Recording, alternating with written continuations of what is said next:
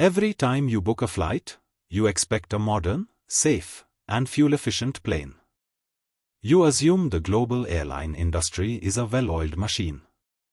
But what if I told you the entire sector is trapped in a multi-billion-dollar crisis, not because of high fuel prices, and not just because of a shortage of pilots, but because of a problem that started the moment they placed an order? Right now, airlines are waiting nearly 7 years for a new plane. They have a backlog of over 17,000 aircraft. This isn't just an inconvenience, it's a death spiral that is already costing the industry an estimated $11 billion a year. And that cost? It's being passed directly to you. Today, we break down the great aviation delivery crisis, the 4 ways it's financially crippling global carriers, the engineering failures behind it, and what it means for the price of your next ticket. It is basically the unprecedented capacity crunch. When an airline places an order with a manufacturer like Boeing or Airbus, they used to expect delivery in about 4.5 years. That was the average in 2018. Today, that wait time has spiked to nearly 6.8 years, with some long-haul models delayed by an astonishing 4 or 5 years just for certification. The result is a capacity crunch the world has never seen. Look at this graphic. The current order backlog has surged past 17,000 aircraft. That backlog now represents nearly 60% of the entire active global fleet, up from a historical norm of just 30 to 40%. At current production rates, that's equivalent to 12 years of work. Airlines can't grow. They can't modernize. Their hands are tied. And that leads directly to the massive financial penalties.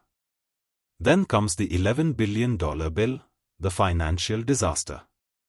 The lack of new planes is forcing airlines to make a devil's bargain, keep their old, gas-guzzling jets flying longer.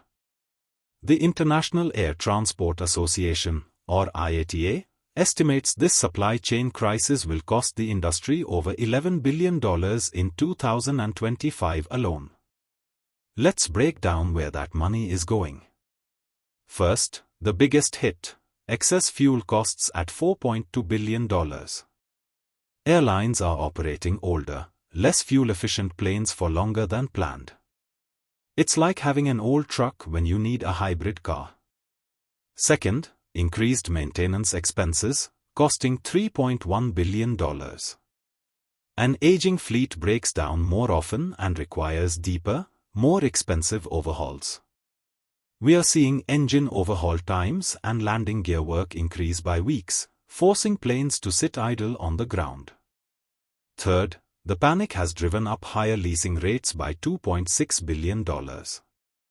With new planes unavailable, everyone is fighting for used planes. Lease rates for narrow-body aircraft have surged 20–30% since 2019.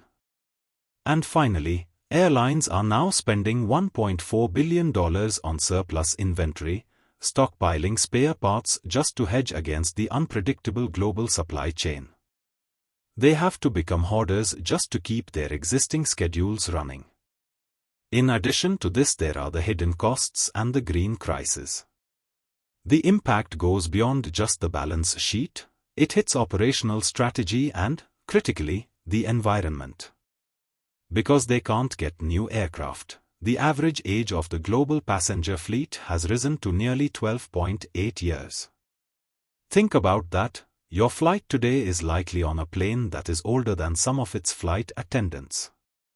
This aging fleet directly torpedoes the industry's push for sustainability. New generation planes are a huge part of the solution, but with old planes staying in service, progress is stagnating. Historically, the industry improved its fuel efficiency by around 2% per year. Now, that improvement has slowed dramatically to barely 1% or less. The delivery crisis is officially a climate crisis for the aviation sector. And for you, the traveler? This capacity crunch means fewer seats, higher load factors, and limited network flexibility for airlines, which is the perfect recipe for permanently higher ticket prices. What is the root causes? It's not just Boeing or Airbus. So, why can't the two biggest manufacturers, Boeing and Airbus, just build the planes faster? The answer lies deep in a fragile global supply chain. The number one problem is an engine bottleneck. Airframe manufacturing is actually outpacing engine production. As a result, new, completed aircraft are being parked, literally sitting idle in the desert, because they are waiting for their engines to arrive.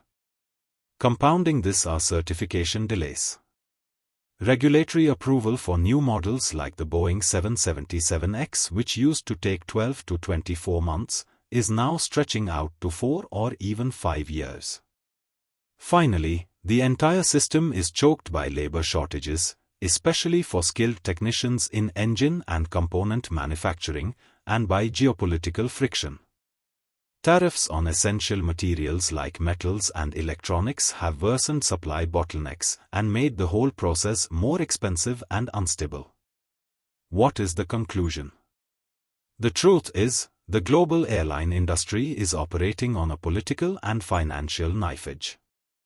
The new aircraft that are supposed to drive growth, efficiency, and sustainability are stuck in a nearly 7-year holding pattern. This is not a temporary setback. It's a structural imbalance where demand for travel will outstrip the ability to supply it for the foreseeable future. The only way airlines can survive this $11 billion crisis is by pushing those massive new costs onto the consumer. What do you think? Have you noticed the fleet getting older or tickets getting more expensive? Let me know your thoughts on this supply chain disaster in the comments below. If you found this breakdown insightful, please smash that like button, subscribe for more deep dives into the global economy, and hit the notification bell so you don't miss our next video. Until next time, safe travels and keep an eye on the skies.